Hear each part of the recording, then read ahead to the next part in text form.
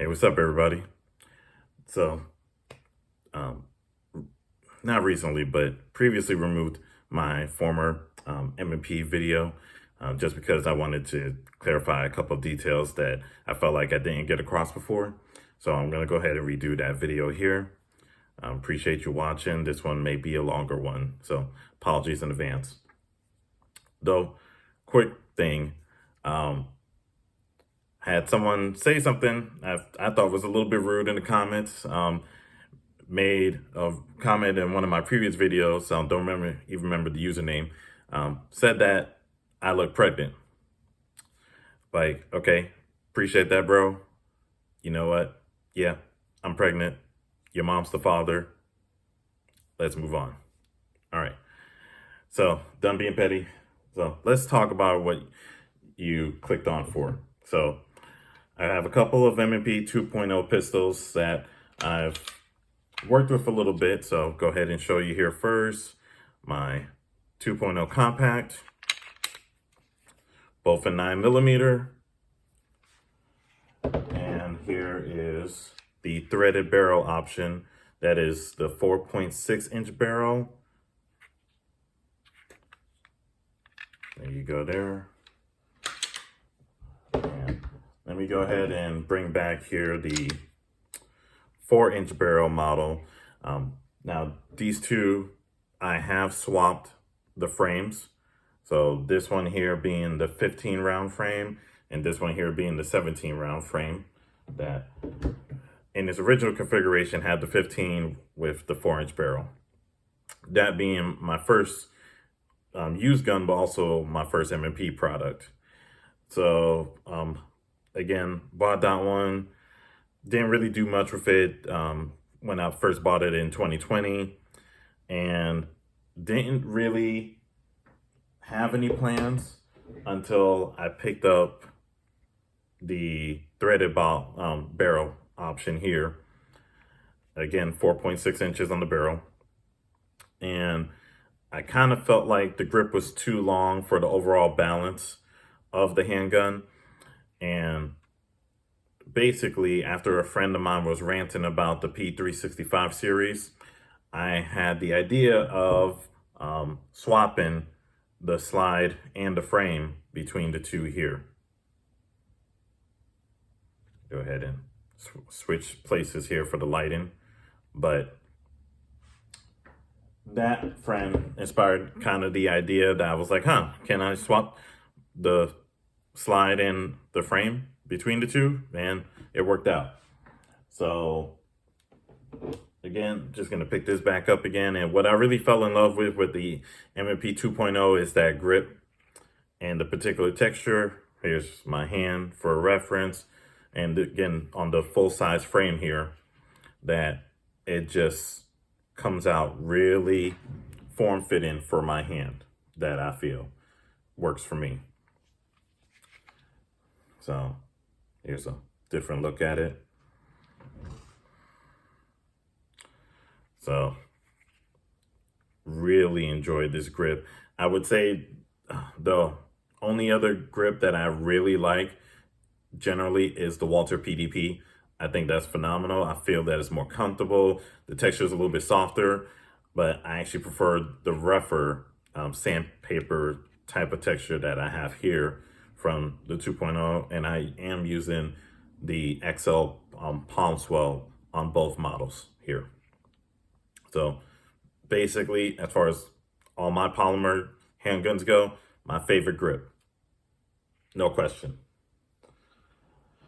So that's a little bit on the compact. Again, back to the threaded barrel model here. And not feeling as balanced, but this is my best shooting pistol of the bunch. At least the one I'm most precise with.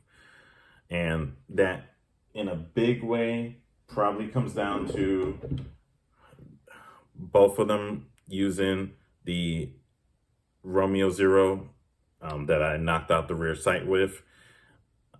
Just a quick comment on that.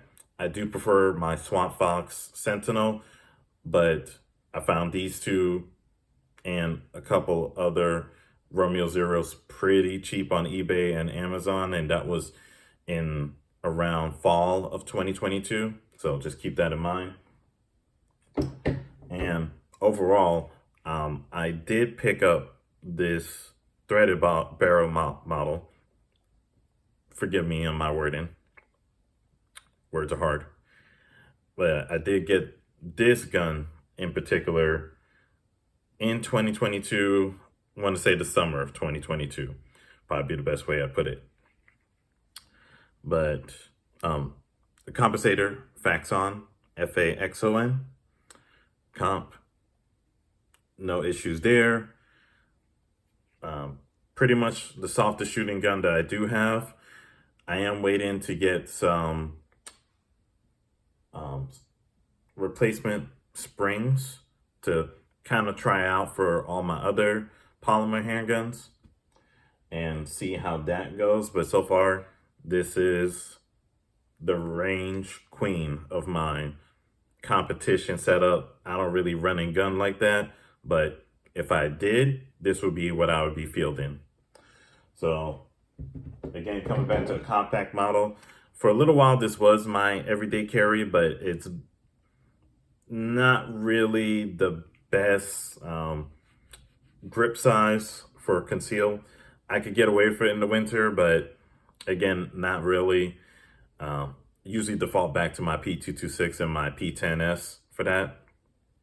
But overall, I still love to shoot this gun. It's probably the gun that feels the most comfortable in my hand, and frankly, I just love it. At least in its current configuration between, again, the 4-inch barrel and the 17 round frame, full-size frame. So that being said, the one thing I had to change with both of them is the trigger. At the point when I was testing on the replacement sights that I did for both of them, the trigger was just a limiting factor for me, and I just couldn't stand the mostly the pull. It felt like with the original hinge trigger, and I talk about it more on the Timney subject, but in short, I went with the Timney just because I wanted to retain most of the factory original parts, apart from Apex. And frankly speaking, the Timney instructions were laid out so much clearer than any Apex video I could find that I just simply felt more comfortable going with the Timney. That being said, it wouldn't be the trigger, or at least with both of these handguns that I would feel comfortable with in an encounter outside of my home. For home defense, I don't really care. I'll always say that I reached out for something that was just, happened to be around me. But if I get into a situation outside, that was a deliberate choice of which handgun that I prefer to take, and something with a 3-pound trigger. And I'll go ahead and show you the action here. There's the wall, break, and reset. There. So literally no issues with that trigger replacement, including the install, all the parts that I went through as far as what they gave me and had to replace. I was able to do that with my basic tools that I had. So I don't think anybody else will have any issues if they plan on working on something like this for themselves, or have any plans to modify these firearms. So that's pretty much my overview between the two. These are my favorite guns to shoot. Aesthetically, I do find them pleasing, but at the same time, I don't plan on doing anything more with them, just because I have other handguns I prefer for more practical use. And these are more of my toys, so to speak. But again, thank you for your time. If you have any questions, I'm active in the comments. And thank you if you went all the way to the end. Appreciate it. All right, take it easy.